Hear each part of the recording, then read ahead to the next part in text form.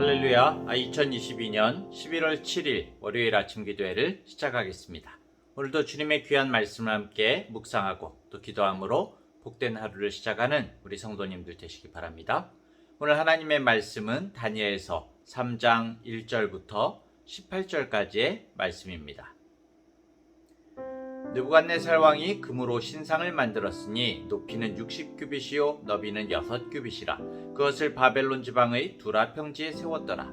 느부갓네살 왕이 사람을 보내어 총독과 수령과 행정관과 모사와 재무관과 재판관과 법률사와 각 지방 모든 관원을 느부갓네살 왕이 세운 신상의 낙성식에 참석하게 하매 이에 총독과 수령과 행정관과 모사와 재무관과 재판관과 법률사와 각 지방 모든 관원이 느부갓네살 왕이 세운 신상의 낙성식에 참석하여 느부갓네살 왕이 세운 신상 앞에 서니라.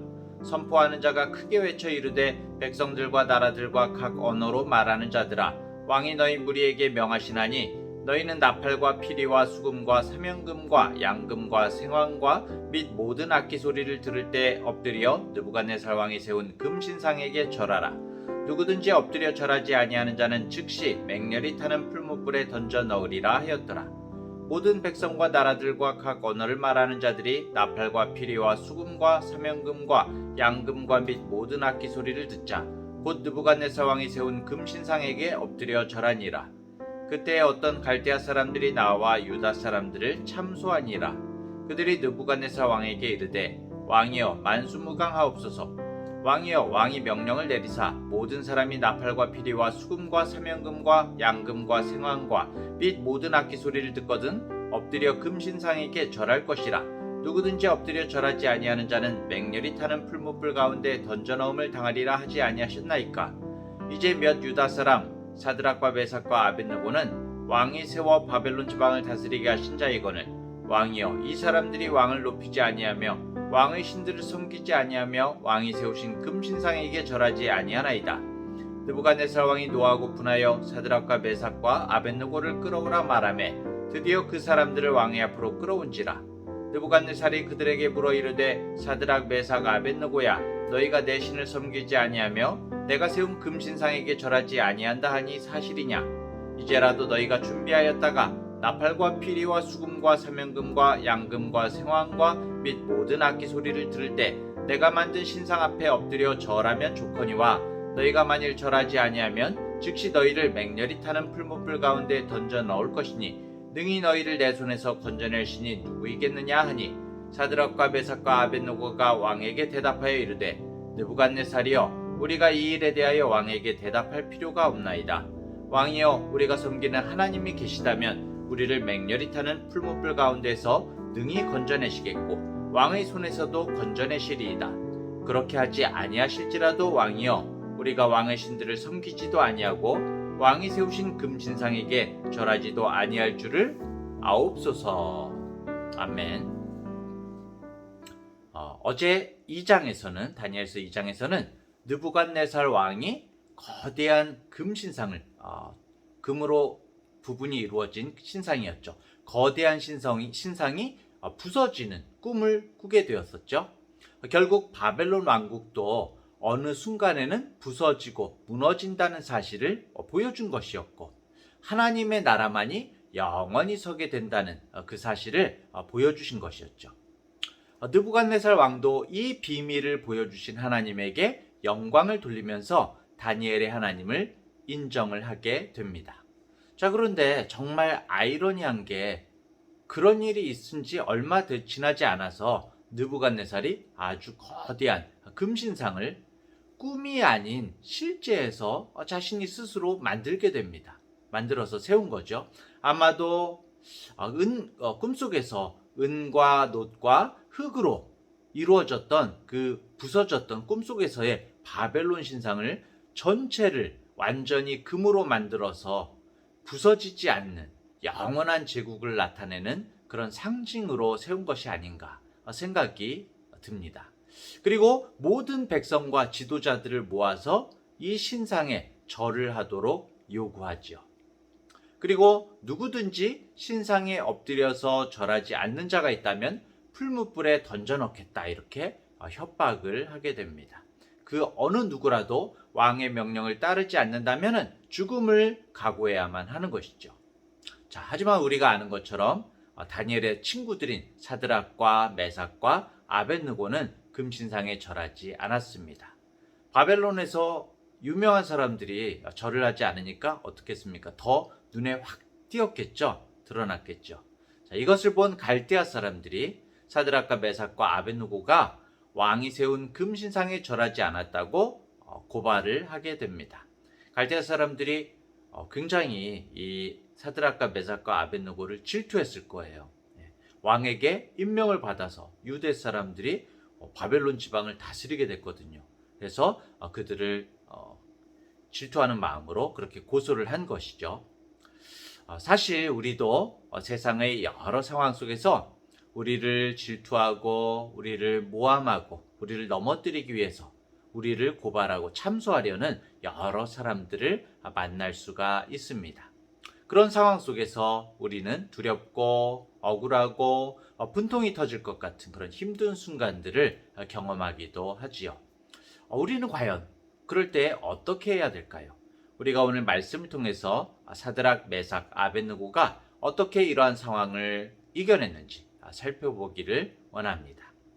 자, 결국 느부갓네살 왕은 갈대아인들의 이야기를 듣고 노예에서 세 사람을 앞으로 끌고 가지요. 하지만 이 세 사람을 아끼고 있었기 때문에 왕은 이들을 그냥 한 번에 처벌하지는 않습니다. 그들에게 다시 기회를 주고 싶었던 거죠. 그래서 느부갓네살 왕이 사드락, 메삭, 아벳느고에게 이미 지나간 일은 묻지도 따지지도 않겠다. 그러니까 이제라도 엎드려서 금신상에게 절을 해라. 이렇게 권유를 하는 모습이 나옵니다.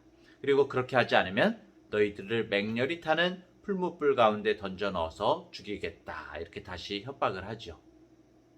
아마도 이 풀무불은 형벌 도구로 원래 쓰려고 만든 풀무라기보다는 그렇죠. 엄청난 금을 녹여서 거의 30m에 달하는 거대한 이 신상을 만들려면은 엄청난 규모의 풀무가 필요했을 것입니다. 아마 신상을 만드는 풀무였겠죠. 이 풀무불에 너희들을 벌하겠다라고 말하고 있는 것이죠. 느부갓네살 왕은 그러면서 결코 자신의 권세에서 너희들을 구해줄 다른 신은 결코 없을 것이다 라고 그렇게 자신 있게 말을 합니다. 즉 자신의 힘이, 자신의 권세가 모든 것을 끝낼 수 있다라고 생각을 한 것이죠. 자신이 이 세상에서 최고의 권위라고 생각을 한 것입니다. 이것은 결국 하나님 되심에 대한 분명한 도전인 것이죠. 지금 이 신상 앞에 엎드려서 절을 하지 않으면 당장이라도 시뻘겋게 그냥 쇠나 금을 녹여버리는 뜨거운 풀무불에 너희들을 던져서 죽일 수 있다. 이런 말을 듣는 사람이라면 어떨까요? 우리들이 이런 말을 들으면 어떨까요? 엄청난 두려움을 느낄 수밖에 없을 것입니다.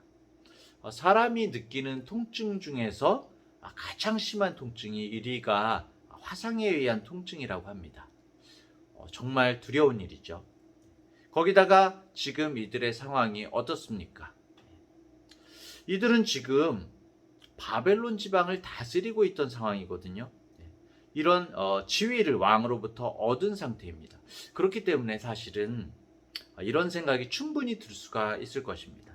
내가 바벨론 지방을 다스리는 이 권세와 지위를 가지고 있는데 오히려 내가 이 지위와 권세를 가지고 하나님 영광을 더 많이 드러내지. 그리고 선한 영향력을 끼칠 수 있잖아.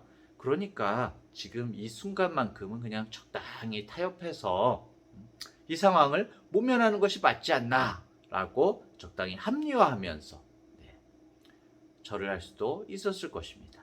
그런데 사드락, 메삭, 아벳느고 이 세 친구는 큰 고민 없이 바로 이렇게 대답을 하지요. 사드락과 메삭과 아벳느고가 왕에게 대답하여 이르되 느부갓네살이여 우리가 이 일에 대하여 왕에게 대답할 필요가 없나이다. 왕이여 우리가 섬기는 하나님이 계시다면 우리를 맹렬히 타는 풀무불 가운데서 능히 건져내시겠고 왕의 손에서도 건져내시리이다. 그렇게 하지 아니하실지라도 왕이여 우리가 왕의 신들을 섬기지도 아니하고 왕이 세우신 금신상에게 절하지도 아니할 줄을 아옵소서. 오늘 이 세 친구들의 담대한 대답은 우리를 놀라게 합니다. 왕의 제안은 생각할 필요도 없이 너무나 확실한 문제입니다. 이것은 말씀 가운데 있는 문제입니다. 우리가 생각하거나 따지거나 할 필요가 없습니다. 답이 이미 정해져 있기 때문에 그냥 우리들은 행할 뿐입니다. 17절에서 하나님은 우리를 맹렬히 타는 풀무불 가운데서 충분히 건져낼 수 있는 분이라고 말하고 18절에서는 만약에 그렇게 안 하실지라도 자신들의 신앙을 결코 포기할 수 없다라고 그렇게 선포하고 있는 것이죠. 죽음의 두려움 앞에서도 믿음을 지키는 이들의 고백을 보면서 우리는 여러 가지를 생각할 수가 있습니다. 많은 믿음의 사람들이, 이 시대에 많은 믿음의 사람들이 학교와 또 군대와 직장과 또 가정에서 여러 인간관계에서 신앙적인 시험을 당할 때가 참 많이 있습니다. 여러분들은 어떠십니까? 우리 성도님들은 어떠십니까? 지금의 우리들은 이런 여러 상황 속에서 크고 작은 시험의 순간과 맞닥뜨릴 때 과연 우리는 어디에 서야 하겠습니까? 어떻게 말을 할 수 있어야 하겠습니까? 오늘 우리의 이 시대는 모든 것을 합리화하면서 나의 이익을 위해서라면 우상에게 스스로 절이라도 하는 그런 시대이죠. 바벨론 시대처럼 금신상을 세워놓고 절하라고 강요하는 사람은 없지만은 사람들이 무감각하게 자신을 위한 우상을 숭배하라고 강요하고 또 강요받고 있는 그런 시대인 것입니다. 그 우상들이 과연 무엇일까요? 이 시대의 우상들이 무엇일까요? 돈이라는 우상, 외모라는 우상, 권력이라는 우상, 건강 제일이라는 우상, 인기라는 우상, 여러 가지 우상들을 숭배하게 하고 있습니다. 곧 그것들에게 절대 가치, 최상의 가치를 두게 하고 인생의 의미와 만족과 소망이 거기에만 있다라고 우리에게 착각하게 만드는 것이죠. 세상은 이런 합리화와 유혹으로 우리를 속이려고 하고 있습니다. 우상 숭배라는 것이 단순히 어떤 보이는 형상에 절하고 숭배하는 것이 아니라 우리를 속이고 망하게 하는 것입니다. 영원하지 않은 것을 영원하다고 속이고 사람의 참된 의미와 가치와 만족과 소망이 아닌 것을 참된 것이라고 우리들을 속이고 있는 것입니다. 그리고 마침내는 영원한 가치와 약속과 현실을 그리고 하나님을 상실하게 하는 것입니다. 그렇기 때문에 우리는 정신을 차리고 말씀을 분별하고 기도해야 하는 것입니다. 사랑하는 대학교의 성도 여러분, 그리고 기독학생연합회의 우리 지체 여러분, 우리는 누구보다도 먼저 믿는 자로서 정신을 바짝 차리고 신앙의 용기를 품어야 하겠습니다. 믿음의 용기를 가지고 우상이 아니라 하나님을 부르며 하나님으로만 살아야 할 것입니다. 왜냐하면 이것이 믿음의 실상이고 하나님께서 우리를 믿음의 자리로 부르신 이유이기 때문입니다. 혹 하나님께서 그렇게 하지 아니하실지라도 그래도 오직 하나님만이다 라고 고백할 수 있는 우리 모든 믿음의 성도님들 되시기를 간절히 축복합니다. 기도하겠습니다. 하나님 아버지, 사드락과 메삭, 아벳느고 앞에서 우리의 얼굴을 들 수가 없고 그들의 용기 있는 목소리에 비하면 우리의 목소리는 들리지 않는 것처럼 여겨집니다. 우리는 우리의 삶과 영원을 책임져 주시는 하나님보다도 눈에 보이는 금신상과 같은 세속적인 가치관을 따라 살아갈 때가 너무나 많고 그것을 편안해했음을 고백합니다. 오늘 하루도 정말 그리 아니하실지라도의 신앙을 가져 정말 사람들은 우리를 낮추고 떨어뜨릴지라도 언제나 우리를 세워주시고 높여주시는 하나님과 동행하는 우리 인생들이 되게 하여 주시옵소서. 오늘도 복되게 주님과 동행하기를 원하오며 예수님의 이름으로 기도합니다.